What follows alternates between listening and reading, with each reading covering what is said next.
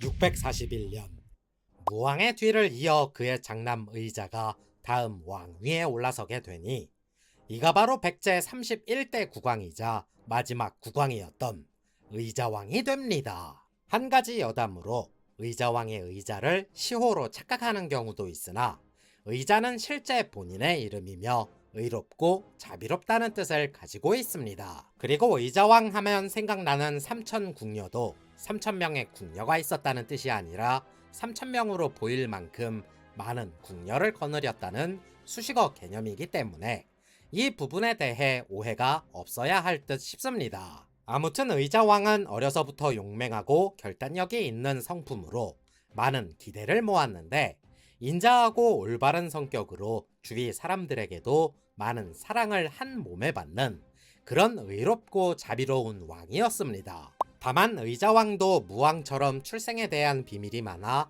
정확히 언제 태어났고 엄마가 누구인지는 기록이 없어 알 수 없으며 지난 무왕편을 보셨다면 아시겠지만 선화공주가 어머니가 아닐까 추측은 해볼 수 있어도 단정짓기에는 어려운 부분이 많습니다. 더군다나 서동요 자체가 신빙성이 매우 적어 진위 여부에 대해 의심을 받는 상황인 만큼 선화공주의 존재에 대해서도 정말 실존 인물인지 의심되는 정황이 많아 어느 하나도 정확하게 알 수 없는 상태입니다.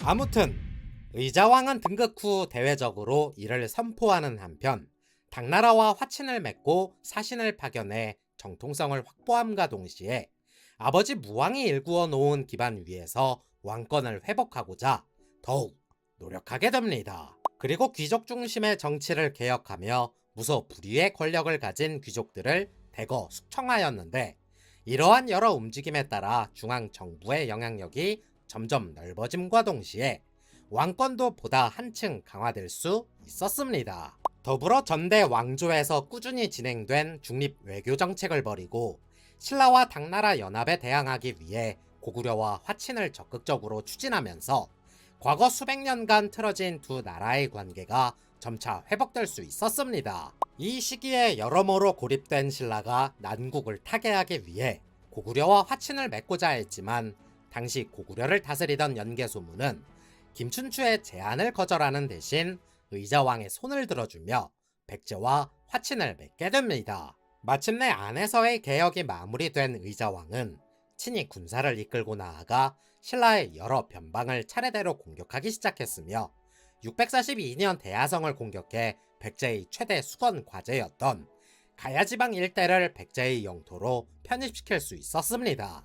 이듬해 643년이 되자 북방으로 노선을 변경해 한강 유역을 차지하고자 노력하였으며 신라가 당나라와 교역하기 위해 개척하던 당항성을 공격하였으나 당나라가 개입할 것을 우려한 의자왕은 군사를 물리게 됩니다. 이로 인해 점점 고립무원의 신세가 된 신라는 당나라에게 적극적으로 구원의 손길을 보내는 한편 북쪽으로는 고구려를 방어하고 서쪽으로는 백제의 공격을 막아내는 등 고군 분투했으나 나라의 운명은 풍전등화와 같았습니다. 결국 신라 역시 지금 당장은 고구려를 어찌할 수 있을 정도의 힘이 있는 것은 아니었기 때문에 당나라가 고구려를 견제하는 사이 백제를 무너뜨려 위기를 극복하고자 했습니다. 그 결과 644년부터 649년까지 백제 의자왕과 신라 김유신은 서로 주거니 받거니 변방을 공격하여 성을 빼앗는 등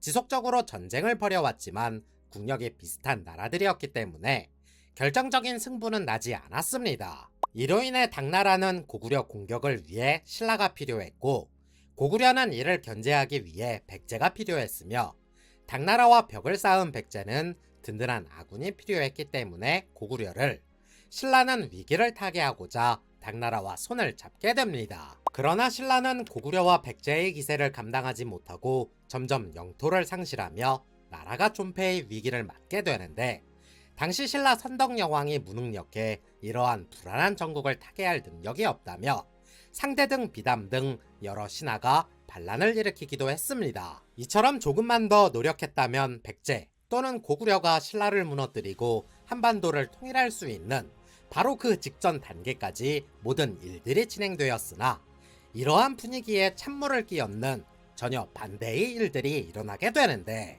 655년 제3의 전성기라고 봐도 무방할 정도의 백제의 국력과 위상은 점점 높아졌으나 이러한 상황이 만족스러웠기 때문인지 의자왕은 이상할이 많지 점점 주색에 빠지게 됩니다. 여기에 엎친 데 덮친 격으로 외척들의 권력 다툼으로 의자왕의 여러 아들들 중 자신들이 지지하는 왕자를 다음 왕위에 올리기 위해 서로 피튀기는 권력 투쟁을 일삼기에 이릅니다. 더불어 앞서 설명드린 것처럼 이 시기쯤 왕권을 강화한다는 이유만으로 귀족들을 대거 숙청했는데 중요한 문제는 귀족의 기역자만 들어가도 무분별하게 숙청해버렸다는 것입니다. 문제가 되는 싹만 자르면 되는 것을 모든 귀족이 전부 문제라는 식으로 유능한 신하들까지 싸그리 조지면서 백제의 국정을 운영할 신하들이 모자랄 지경이었습니다. 여기에 대규모 궁궐 공사로 백제의 모든 역량이 이쪽으로 쏠리며 긴박하게 돌아가는 주변 국가들의 정황에 대해서도 발빠른 대처를 하기 어려웠으며 마침내 국운을 건 전쟁이 일어날 조짐을 보이게 됩니다. 660년 신라는 어지러운 내정을 수습해 김춘추가 신라 29대 국왕으로 등극했던 시기였으니 이가 바로 태종 무열왕이었습니다. 무열왕은 국난을 타개하기 위해 당나라에게 견제받는 고구려가 남하하기 전에 백제를 먼저 공격해 무너뜨리고자 했고 당나라에 은밀히 사신을 보내 지원군을 요청하게 됩니다. 그리하여 당나라 소정방이 이끄는 13만 병력이 기벌포에 상륙하였고 김유신을 총대장으로 하는 신라 5만 병력은 백제의 수도였던 사비성을 향해 출발하고 있었습니다. 이 소식은 당연히 백제에게 전해졌으나 모두들 어안이 벙벙해 어떻게 사태를 처리하면 좋을지 당황하며 당나라를 먼저 막을지 신라를 먼저 막을지를 놓고 다투기도 했습니다. 마침내 나당 연합군의 진격은 예상보다 훨씬 빨랐고 신라 5만 병력이 탄현을 넘었다는 소식이 전해지자 백제는 이를 막기 위해 계백을 총사령관으로 결사대 5천과 함께 이를 막게 하였으니 이게 바로 그 유명한 황산벌 전투였습니다. 계백은 살아서 돌아올 수 없음을 알고 자신의 일가족을 직접 죽이고는 결사 항전을 위해 황산벌로 나아갔으나 절대적인 전력의 차이를 극복하지 못한 채 결국 황산벌에서 전사하고 말았습니다. 이후 벌어진 전투에서 나당 연합군에게 패배한 백제는 마침내 수도 사비성이 나당 연합군에게 포위당하는 굴욕을 당하게 되었고 이때 의자왕은 사비성을 버리고 방어에 더욱 용이한 웅진성으로 급하게 몸을 피신하게 됩니다. 하지만 웅진성에서 결사 항전을 외친다고 할지라도 이미 계백을 비롯한 모든 정예부대는 나당 연합군에게 짓밟혀 전멸된 상태였고 귀족들에게 지원을 요청했지만 지난날 무분별한 숙청으로 의자왕에게 적개심을 품었던 귀족들은 자신들의 근거지에서 잠자코 있을 뿐이었습니다. 결국 사비성을 함락시킨 나당 연합군이 웅진성에 당도하자 더 이상 가망이 없음을 직감한 의자왕이 직접 성문을 열고 나와 나당 연합군에게 항복하게 됩니다. 이로써 백제는 나당 연합군이 진군을 시작한 지 약 열흘 만인 660년 7월 멸망함으로써 기원전 18년 백제가 건국된 이래 678년 만에 그 막을 내리게 됩니다. 그리고 의자왕은 자신의 일가족을 포함해 백성 약 1만여 명과 함께 당나라 수도 장안성으로 압송되었으며 의자왕은 그곳에서 나라 잃은 슬픔으로 고생하다 얼마 뒤 병사하게 됩니다. 영상이 재밌었다면 좋아요와 구독 부탁드리겠습니다.